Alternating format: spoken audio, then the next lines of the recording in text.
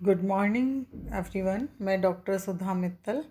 बच्चों, आज अपन financial management में नया टॉपिक स्टार्ट करेंगे, रोकड़ का प्रबंध, मैनेजमेंट ऑफ कैश। रोकड़ व्यावसायिक क्रियाओं को गतिशीलता प्रदान करने वाला एक जीवन प्रदायिनी तत्व होता है, क्योंकि बिना कैश के, बिना रोकड़ के कोई भी व्यावसायिक क्रियाएं करना संभव नहीं हो सकता है। या हम यूँ कहें कि बिना पूंजी के, बिना रोकड़ के कोई भी व्यवसाय लंबे समय तक चलाना संभव नहीं है। किसी भी संगठन में, उपक्रम में प्रतिदिन किए जाने वाले कार्यों के लिए रोकड़ की आवश्यकता होती है। तो इस तरह से रोकड़ का प्रबंध करना किसी भी संगठन के स्वामी या उस संगठन के जो प्रबंधक हैं उनके द्वारा किया जाना जरूरी हो जाता है। इसीलिए इसको एक गतिशील जीवनदायिनी तत्व के रूप में कहा गया है। रोकड़ के अभाव में व्यावसायिक क्रियाओं के संचालन की कल्पना ही नहीं की जा सकती है। यद्यपि प्रकृति की दृष्टि से रोकड़ स्वयं में एक निष्क्रिय संपत्ति है जो स्वयं कुछ भी उत्पन्न नहीं कर सकती, परंतु यह व्यावसायिक क्रियाओं का मूल आधार है। मानव शरीर में जो रक्त का महत्व है वही व्यवसाय में रोकड़ का महत्व होता है, क्योंकि मानव शरीर में यदि रक्त नहीं होगा तो ऐसी स्थिति के अंदर मानव को अपना जीवन यापन करना या अपना जीवन चलाना कठिन हो जाता है। वही स्थिति व्यवसाय में कैश की या रोकड़ की मानी जाती हैं।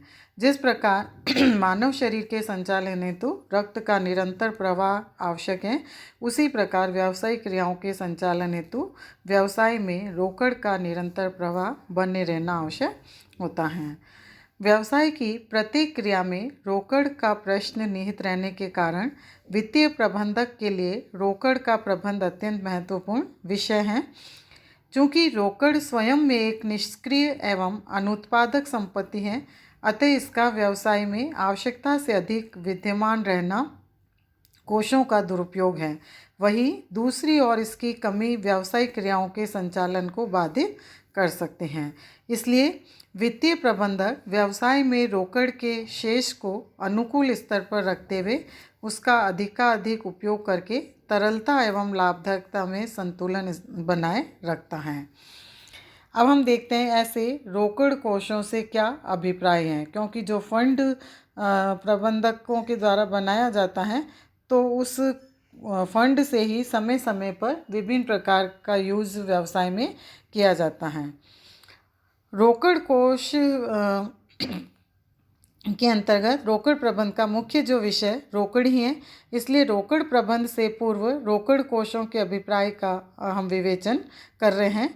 सामान्यतः एक साधारण व्यक्ति के लिए रोकड़ से अभिप्राय हस्तस्थ रोकड़ यानी कैश इन हैंड और बैंक में जमा रोकड़ से ही होता है, परंतु विस्तृत अर्थ में संस्था की तरलता को सुदृढ़ करने वाले ऐसे समस्त कोष जो संस्था में उपलब्ध हैं या मांग पर उपलब्ध हो सकते हैं, उनको रोकड़ कोषों में शामिल किया जाता है।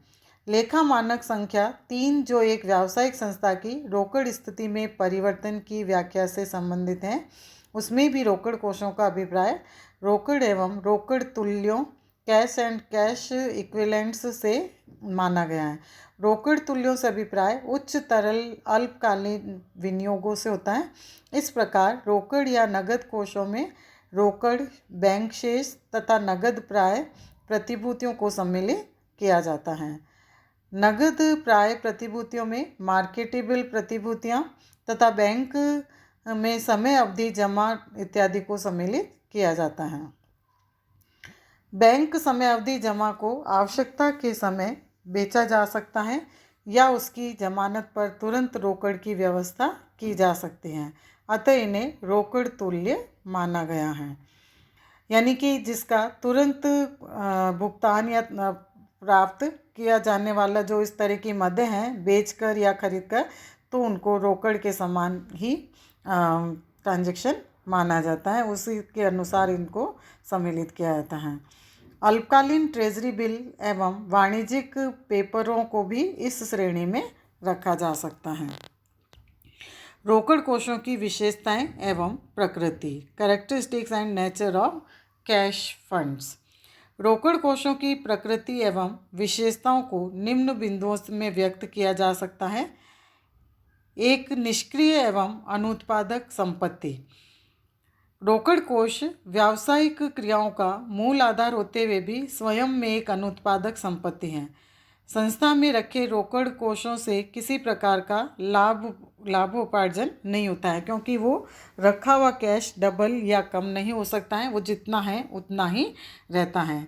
यह अन्य संपत्तियों की भांति कोई उत्पादन या लाभों का सृजन नहीं करती हैं। इसकी अवसर लागत होती है। संस्था के अतिरिक्त रोकड़ कोषों को विनियोजित करके आय कमाई जा सकती है, इसलिए संस्था में रोकड़ कोषों को रखने की अवसर लागत होती है और आवश्यकता से अधिक रोकड़ कोष रखना कोषों का दुरुपयोग माना जाता है। तो इसलिए आजकल हम घर में भी देखते हैं कि कैश ज़्यादा यदि हम रखते हैं तो उसका कोई उपयोग नहीं है, क्योंकि रखे हुए कैश के प्रतिफल में किसी प्रकार के कोई अन्य अतिरिक्त आय प्राप्त नहीं हो सकते हैं। तो इसीलिए रोकड़ कोष को एक अवसर लागत के रूप में भी कहा जाता है। विनिमय का माध्यम, मीडियम ऑफ एक्सचेंज। रोकड़ कोषों के विनिमय का माध्यम होने के कारण प्रत्येक व्यावसायिक क्रिया के संचालन में रोकड़ की प्रमुख भूमिका होती है। संस्था के विभिन्न लेन देन से व्यवसाय में रोकड़ का फ्लो होता है और इसलिए व्यवसाय की क्रियाओं के निर्बाध संचालन हेतु प्रत्येक संस्था एक न्यूनतम रोकड़ शेष अवश्य रखती हैं। इसे रोकड़ का न्यूनतम क्रांतिक स्तर कहते हैं, क्रिटिकल लेवल ऑफ कैश।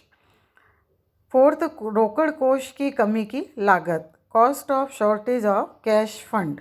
यदि व्यवसाय में रोकड़ कोष अपर्याप्त होते हैं तो संस्था अपने दायित्वों का समय पर भुगतान नहीं कर पाते हैं। कम तरलता संस्था की साख को हानि पहुंचाती है। रोकड़ की कमी के कारण संस्था शीघ्र भुगतान कर नगद छूटों आदि का लाभ भी नहीं ले पाती हैं और अत्यंत आवश्यक होने पर उच्च ब्याज दरों पर रोकड़ कोष भी जुटाने पड़ सकते हैं। तो इस प्रकार रोकड़ की कमी की लागत में अवसरों का लाभ न उठाने से उत्पन्न हानि एवं अतिरिक्त ब्याज आदि की लागत को लिया जा सकता है। तो इस प्रकार से ये रोकड़ कोषों की विशेषता अपन ने देखी कि ये एक अनुत्पादक संपत्ति है, इसकी अवसर लागत होती है और ये विनिमय का माध्यम है और रोकड़ कोष की कमी की लागत हमें उठानी पड़ती है। रोकड़ कोषों की आवश्यकता, नीड फॉर कैश फंड्स। ऐसे फंड की आवश्यकता क्यों होती है? कीन्स ने नगद कोष रखने के निम्न 3 प्रयोजनों का वर्णन किया है। व्यापार संबंधी प्रयोजन, ट्रांजैक्शन मोटिव, आकस्मिकताओं संबंधी प्रयोजन, प्रिकॉशनरी मोटिव और सट्टा संबंधी प्रयोजन, स्पेक्यूलेटिव मोटिव। प्रत्येक का अगर हम संक्षिप्त में वर्णन करें तो हम देखते हैं कि व्यापार संबंधी प्रयोजन यह व्यवसाय में रोकड़ कोष रखे जाने के सबसे महत्वपूर्ण कारण है, क्योंकि व्यापार के साधारण संचालन में रोकड़ कोषों की आवश्यकता विभिन्न प्रकार के नगद भुगतानों के लिए होती हैं और इन भुगतानों में प्रमुखतया क्रय, श्रम, कर व लाभांश आदि का भुगतान सम्मिलित होता है। इस प्रकार व्यवसाय के जो दैनंदिन संचालन यानी दिन भर के जो संचालन है, दैनिक संचालन के कारण उत्पन्न विभिन्न दायित्वों की पूर्ति के लिए रखे गए रोकड़ कोष व्यापार संबंधी अथवा व्यवहार संबंधी प्रयोजन हेतु रखे रोकड़ कोष हैं। सेकंड, आकस्मिकताओं संबंधी प्रयोजन, प्रिकॉशनरी मोटिव के लिए भी रोकड़ फंड की आवश्यकता होती है। आकस्मिकताओं संबंधी आवश्यकताओं से अभिप्राय ऐसी अज्ञात व आकस्मिक आवश्यकताओं से होता है जिनका पूर्वानुमान करना कठिन होता है, लेकिन व्यवसाय में ये घटित होती रहती हैं। ऐसी आवश्यकताओं में कच्चे माल के मूल्यों में आकस्मिक वृद्धि, मजदूरों द्वारा हड़ताल, तालाबंदी, दुर्घटना इत्यादि को सम्मिलित किया जा सकता है, क्योंकि इस प्रकार की आकस्मिकताओं का हम पहले ही अंदाज़ा या अनुमान नहीं लगा सकते हैं। तो इस तरह की कोई आकस्मिक घटनाएं घटित होती हैं तो उनकी पूर्ति के लिए इन आकस्मिक संबंधी प्रयोजन को पूर्ण करने के लिए रोकड़ कोष की आवश्यकता पड़ती है। इस प्रकार रोकड़ कोषों को रखने की आकस्मिकताओं अथवा पूर्वावधायी प्रयोजन से अभिप्राय अपूर्वानुमेय घटनाओं से उत्पन्न दायित्वों एवं आवश्यकताओं की पूर्ति हेतु रखे रोकड़ कोषों से माना जाता है। सट्टा संबंधी प्रयोजन, स्पेक्युलेटिव मोटिव, मूल्यों में परिवर्तन अथवा अन्य सुअवसरों में लाभ उठाने के उद्देश्य से रखा गया रोकड़ कोष सट्टा संबंधी प्रयोजन हेतु कोष में सम्मिलित किया जाता है। प्रतिभूतियों के मूल्यों में परिवर्तन का लाभ समय पर नगद कोष उपलब्ध होने पर ही प्राप्त किया जा सकता है और इस प्रकार भारी छूट या घटे मूल्यों पर अधिक सामान क्रय करना आदि लाभ भी रोकड़ कोष होने पर ही उठाया जा सकता है। कीन्स द्वारा वर्णित उपयुक्त 3 प्रयोजनों के अतिरिक्त रोकड़ कोष अन्य प्रयोजन क्षतिपूर्ति प्रयोजन के लिए भी रखा जाता है, जिसका वर्णन निम्न प्रकार से होता है। क्षतिपूर्ति संबंधी प्रयोजन, कंपनसेशन मोटिव, बैंक अपने ग्राहकों को विभिन्न प्रकार की सेवाएं प्रदान करता है, इसलिए अपने ग्राहक को खाते में एक न्यूनतम शेष रखने को बाध्य करता है ताकि उस पर ब्याज कमा सके तथा इस प्रकार अपनी निःशुल्क सेवाओं की कुछ सीमा तक क्षतिपूर्ति प्राप्त कर सके। तो इस प्रकार संस्था द्वारा बैंक में रखा गया न्यूनतम शेष क्षतिपूर्ति संबंधी प्रयोजन हेतु इसको माना जाएगा। तो इस तरह से इन विभिन्न आवश्यकताओं की पूर्ति के लिए रोकड़ कोषों की आवश्यकता होती है। कैश फंड्स कंपनी में, संस्थाओं में बनाए जाते हैं ताकि समय समय पर जब भी इनकी नीड हो तो इनका उपयोग आसानी से करते हुए कंपनी को आगे बढ़ाया जा सके या व्यवसाय की जो रुकावटें हैं, बाधाओं को दूर किया जा सकता है। तो इस तरह के रोकड़ का प्रबंध करना किसी भी कंपनी के लिए, किसी भी संगठन के लिए आवश्यक होता है। नेक्स्ट वीडियो में बच्चों पर अध्ययन करेंगे रोकड़ प्रबंध का अर्थ। धन्यवाद।